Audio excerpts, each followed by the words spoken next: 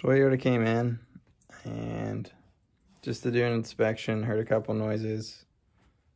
So they replaced the alternator and battery themselves, just wanted me to go over it. So that's what we're looking at. Simple 4-cylinder, alternator's fine, everything's torqued, but looking at the battery, it's not quite secure. Not that it's a big deal or anything, but it just feels like there's something underneath of it, and also this pin isn't latched in like it's supposed to be, so we're going to take care of that today. It's so small, like your battery being tied down may not seem like a big deal, but you just always got to be cautious. I mean, there's electrical current going to each of these.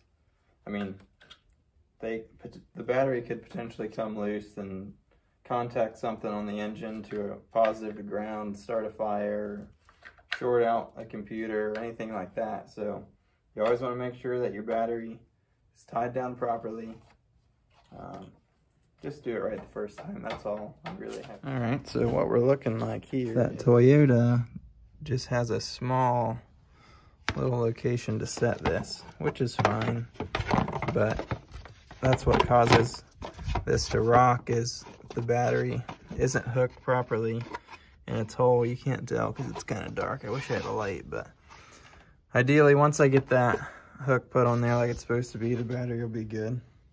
So here's another section of this battery lesson, is when you clamp this down, don't put the clamp over this, okay? You want it to go underneath, right in here. And there's always the option, like this doesn't have to stay on. All you have to do is push this up and force this clip in, and it'll pull straight out the top. Do that on both sides and your handle will be removed. Just store it for later. Most probably in the trunk would be good. Trunk or glove box for when you need to replace it the next time. Then you'll have it.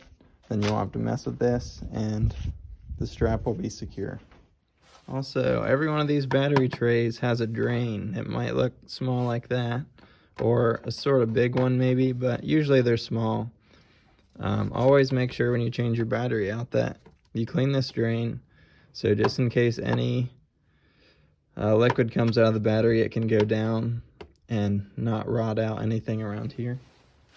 You should be good to go. So, battery's back in. This is properly mounted. Everything's secure. This is hooked in.